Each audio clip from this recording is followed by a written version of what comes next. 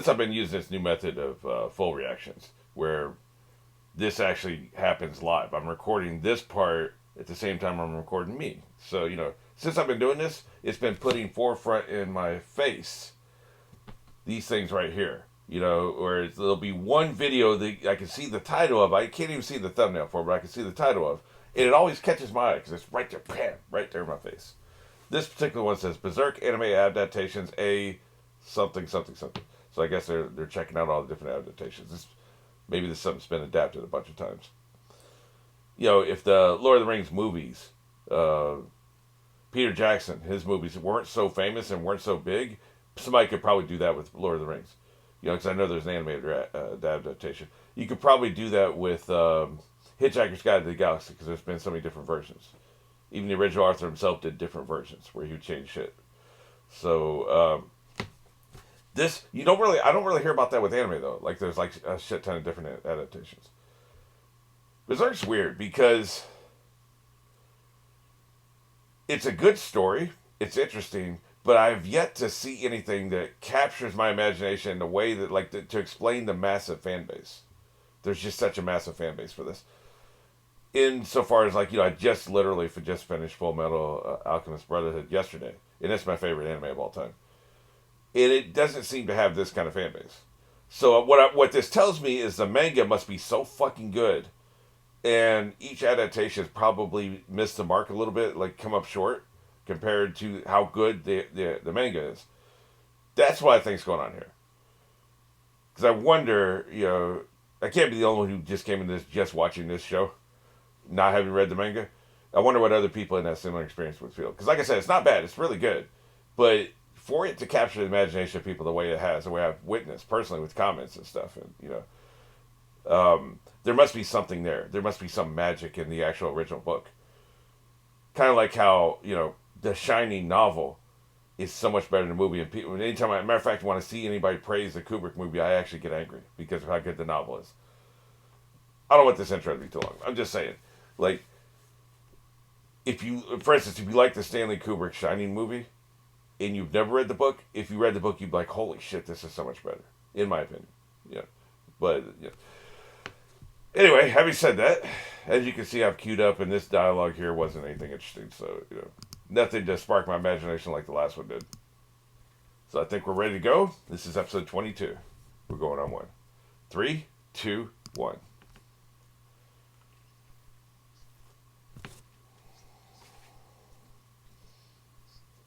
Sometimes when I various things go from video files to YouTube, the audio is going to be off, so I always have to adjust it.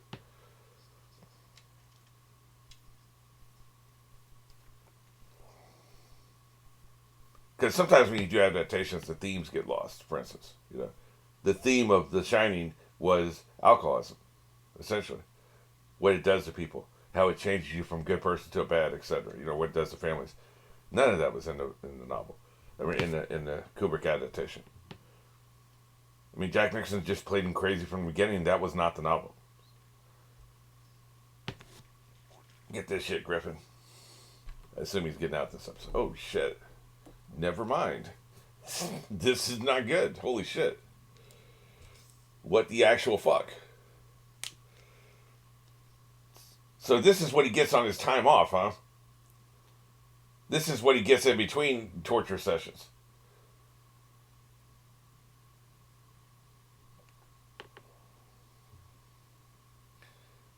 Thanks. Did you bring a key? What the fuck? I guess that's all their little houses.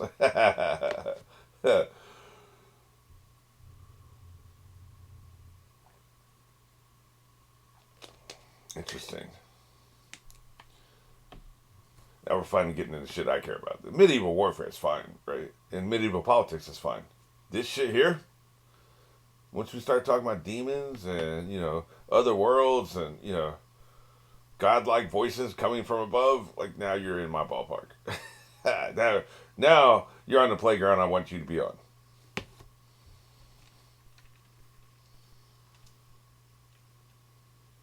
Because, an anime that was strictly just swords and sandals, I don't know that I'd be interested in. There always has to be the magical element.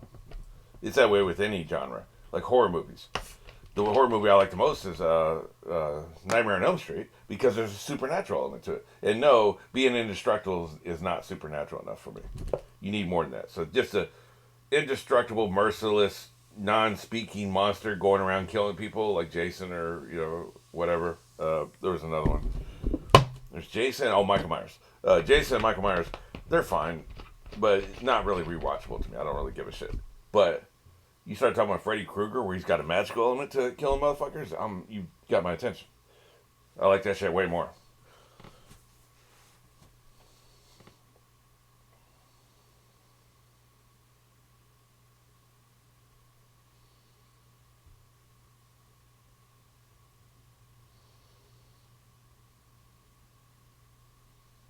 I wonder if they even had graveyards like this back then.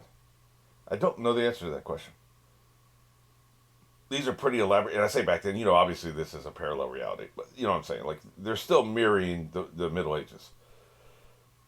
And I don't know. Maybe for a highborn, maybe this is a graveyard for highborn. I don't think for lowborn people they did this. They just put you in a fucking box in the dirt, right? There was no elaborate headstones. So that must be what this is. This is highborn.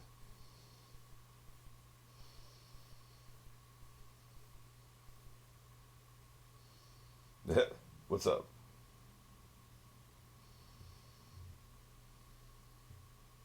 Yeah, let's get Big Boy over here to handle this. He's just a man for the job.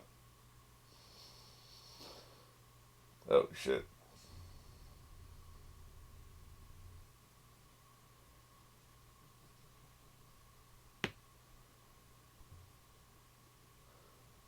Yeah, it's one thing to send our expendable motherfuckers down there.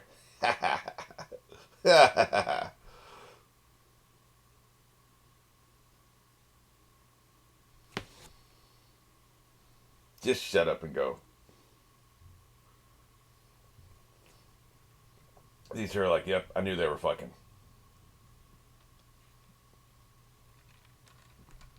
This about your feelings.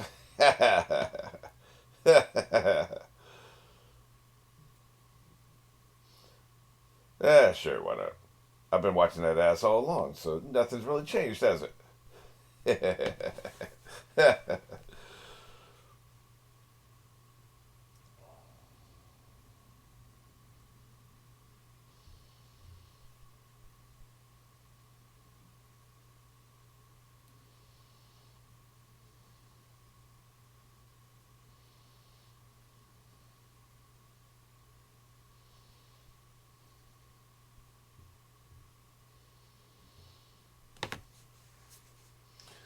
This ain't a sewer, is it? This is just a special access tunnel. Because in Buffy and Angel, they'd be walking through sewers. Sewers contain shit.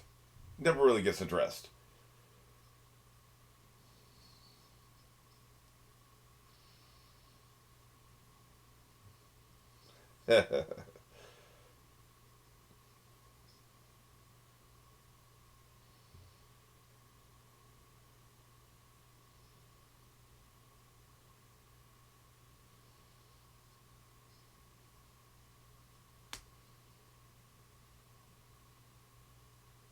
I don't think so.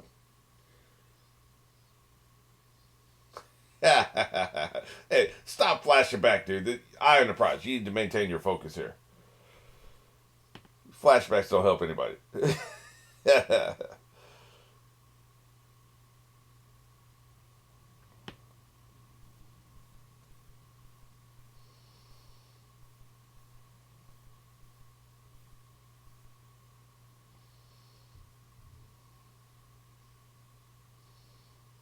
Yeah, it's impossible.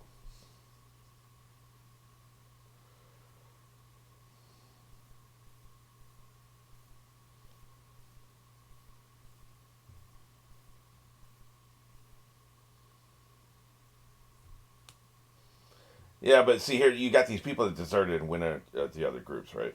They probably won't come back regardless of what happens. Because first of all, they'd be ashamed. He may not want them back, so you have to recruit new members. It would take a long time, is what I'm saying. Like you had this group that had been together for years.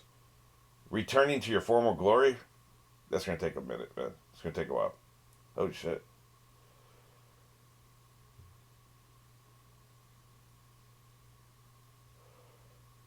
What the actual fuck? That's some fairy shit. Yeah, it is a fairy. Look at it. Hey, man, we need that water. Nobody's gonna believe you. You're the youngest member. Well, that can't be good.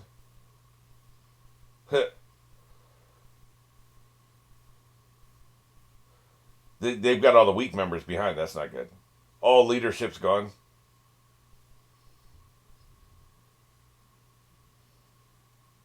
Oh shit. Who would be in charge even? Do we know? I don't think there's a single name character I remember from that's not here in this group. You know, the four people whose names I know are gone. Five, if we count Griffith, right? So who's the leader now at this point? I guess it don't matter if they're all dead. Or is he tripping, man? Has he gone to a different plane of existence or something? Oh no, no, he's just seeing some bad shit. Jesus. Yeah, I think you need to run, dude. Guess that fairy was a warning.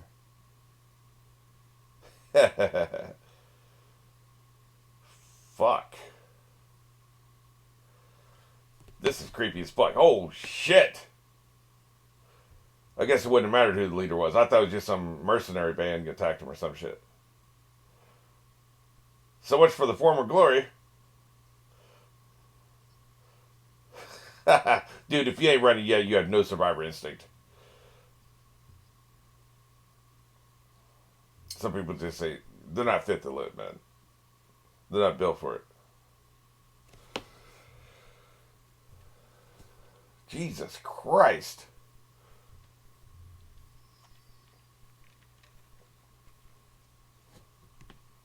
Hey, can you get me a ride out of here or what? Are you part of this team? I think you're part of the team. I don't trust you now. Look at that look on your face. Jesus Christ, man. You talk about out of nowhere.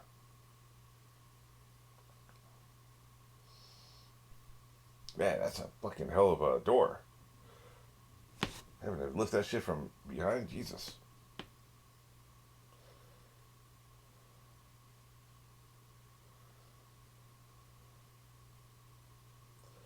I don't trust him.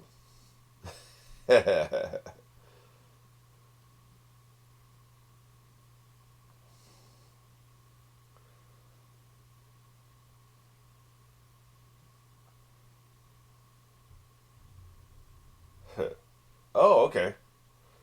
I was wondering where the princess came down on all this, like what she thought about it. Like we've had no time with her whatsoever, before or after the Griffin incident.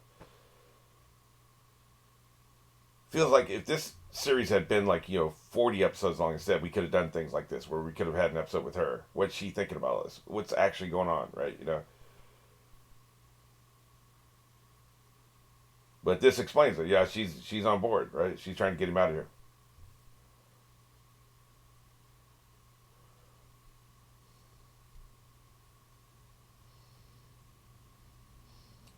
Feel bad for you two. You just get a paycheck, and now you're dead. At least it was quick.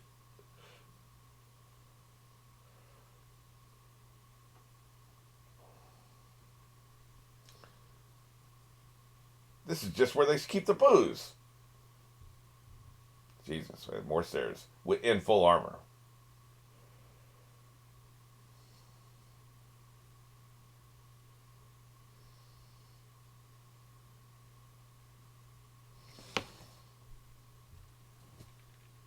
It's been a year, right? 5 or 10 years, he wouldn't be able to see much anymore. His eyes would be really degraded. It's only been a year. He's fine.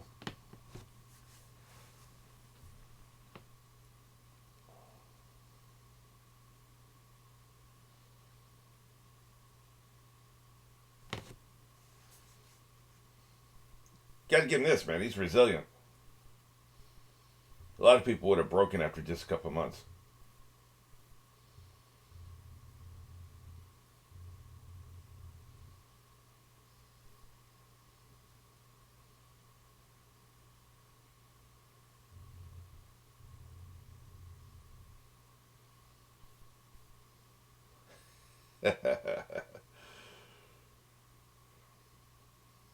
Well, we'll see if he can rescue the damsel. I'm still not convinced.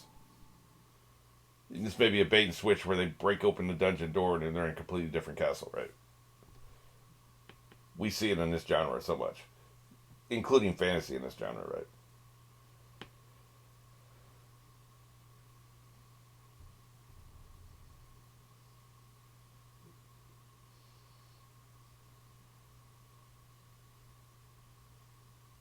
This voice actor is really good. I don't know if I've mentioned that before.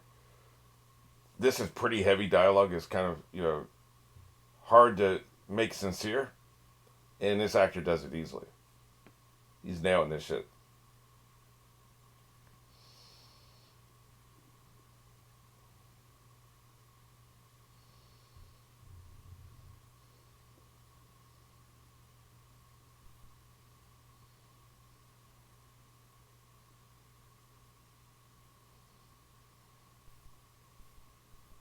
Like I said, this is a bait and switch. They're playing it out too much. There's gonna be some old man or something in here, or a demon just chilling. He is not in this room.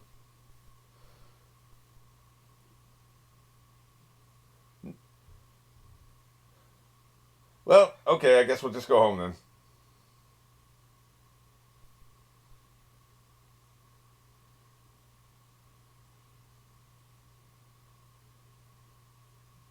The man in the iron mask.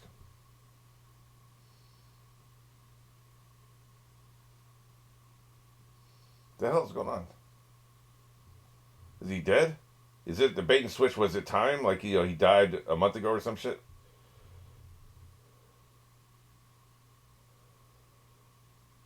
Oh shit, he's fucked up. That's for damn sure. Fuck.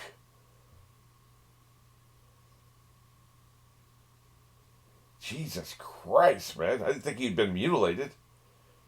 Fuck. Move, motherfucker. Jesus Christ, man! You just gonna stand there staring at him?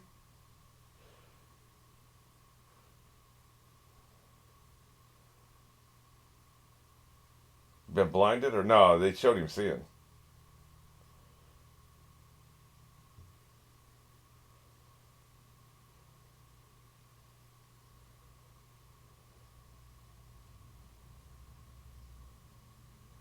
Well, I won't judge until you show me what the fuck's happening. Did they blind him? It's really hard to tell. No?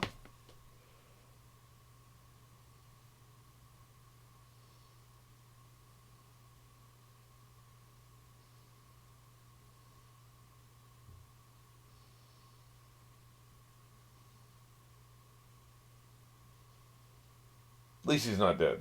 Yeah, I'm gonna choke you out for leaving me.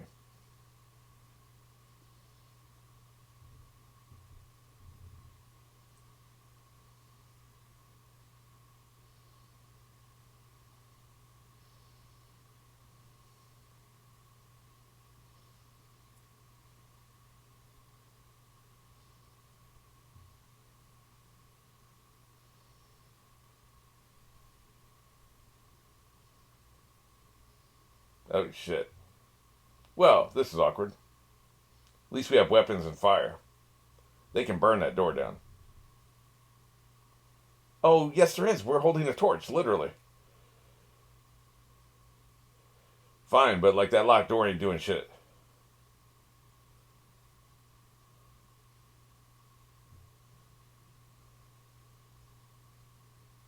They're gonna get this motherfucker.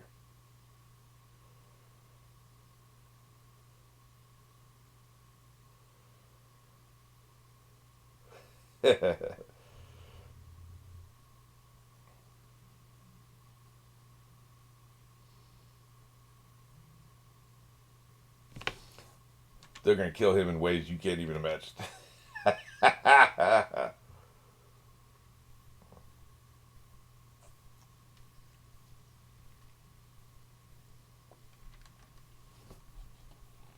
Is it made of wood? Because it looks like it's made of wood. Yeah.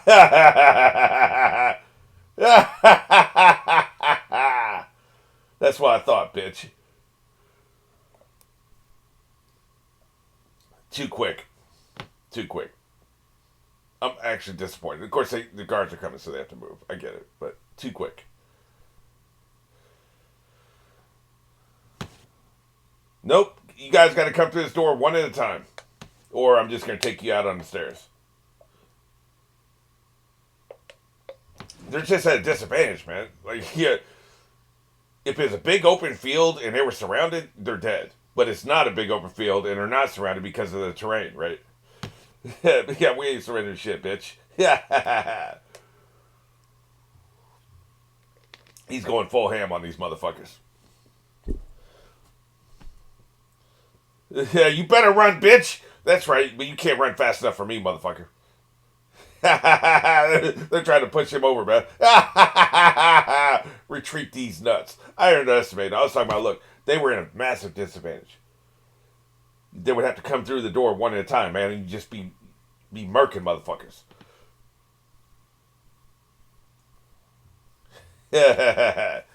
Keep talking shit. Keep talking shit, motherfucker.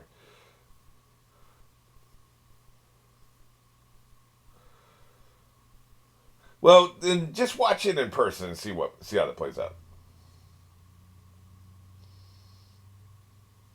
Yeah, that's a ticket. Yeah, that's right, motherfuckers. You thought. You fucking thought. Who's next? Come on, form a queue. Form a queue. Come on.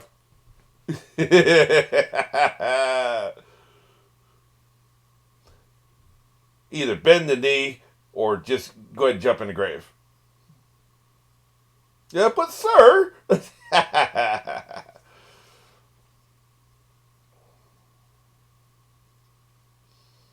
Oh, that's not him not catching his breath, dude.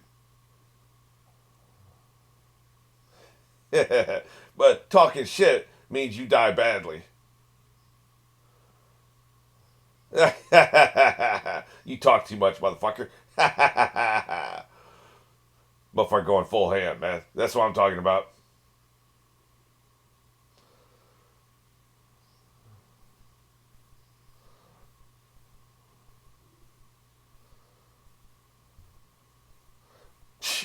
Dude, the one of them is enough. Look, I had my doubts for a second, but like I said, that was foolish.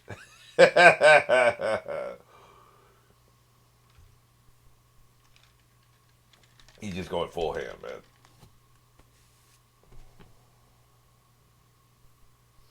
Oh, yeah, I'm good. What are you talking about? Not emotionally, though. He's not good emotionally, obviously.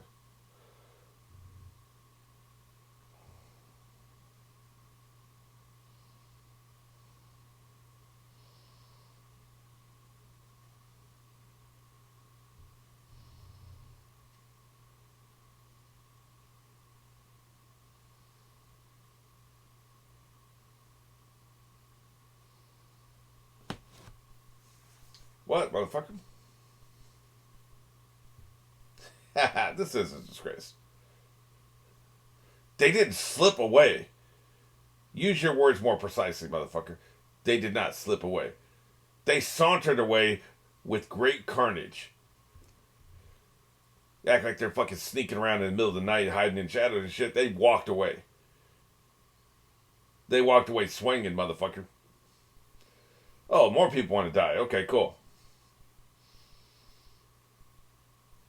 What was the zombie said when they sent some soldiers after to try to get them? Send more soldiers. They're delicious. I will say, and Lost had this problem. I love Lost. I really love Lost, but they had this issue big time. Wait, this is the first time I've seen this show do this. But Lost did this so fucking much. The problem is, when you hold a mystery too long, we're not even talking about big picture. I'm talking about microcosm. In a moment, for instance, they don't want to show you the character's face, but they're going to show you the character's face in 45 seconds. But for that 45 seconds, they refuse to show you the character's face. They have the camera behind them. They got shit in the way. There's a lamp in the way. There's a column in the way. We're showing their feet. We're showing behind them. We're showing their hand as it swings as they walk. Because they want you to go that 45 seconds wondering who the fuck is this. All the fucking time. What was especially annoying was when they would do it. I remember there was a It was an old woman, Fiona Fingalola or whatever the actress's name is. You know what I'm talking about. But she was gray hair. It was obvious it was her because we saw the gray hair and it was a woman. That's the only woman with gray hair in the show. And if it hadn't been her, that'd have been a great subversion. But it was her. So you're wasting our time for 45 seconds, not showing us her face, and it's her. It's just annoying. It gets annoying. But you have another problem when it's not annoying, in that the audience is thinking about the mystery, and they're not thinking about anything else that happens between the time you start the mystery until you reveal the mystery. So say there's 2 minutes there. You say, the characters go, what happened? Oh my, or better, the characters go, oh my God. And another character says, what? What is it? Don't come over here. Don't look. And then you wait 2 minutes to do the reveal of what he saw. For that 2 minutes, I don't care what dialogue's happening, what has changed plot-wise, what new information has been introduced. The audience is not going to get it. Most of the audience is not going to get it because they're thinking, what the fuck could he possibly seen to create that reaction? So, not only are you wasting the audience's time, you have rendered useless any dialogue or any plot development or anything you had between those 2 minutes when you first reveal the mystery to when you pay off the mystery. In this case, they didn't even pay it off. What the fuck did he see to cause that reaction? We don't know. But for that first minute, they said some shit, and I didn't get what they said. I have no idea what they were talking about because, like, the only thing I was thinking of, what could they possibly have done? I thought maybe they blinded him, but then we kind of saw him seeing shit. Then I'm thinking maybe they castrated him, but why would that be so horrifying? I'm sure they see that on the battlefield a lot, right? Or torture victims or whatever, so that's not super horrifying. What was it? Peeled the skin off his face? Like, there's all kinds of things, horrifying things you can imagine, right? So while this is all running through my mind, anything they talked about, I have no idea what it was. Because that's the danger you have when you're trying to hold back information. You're trying to tease the audience. Now, you want to tease the audience. You tease payoff. Tease payoff. It's classic writing technique. You should do that. But you have to be careful when you do that. When and how and for how long you stretch it out. Because you can distract the audience from any shit that you need them to know. Right? So that's an issue. Now, what they did do very well, I love the whole setup, the whole thing up into that point. Like the 90 seconds before that point, where I think they fucked up, was absolutely perfect.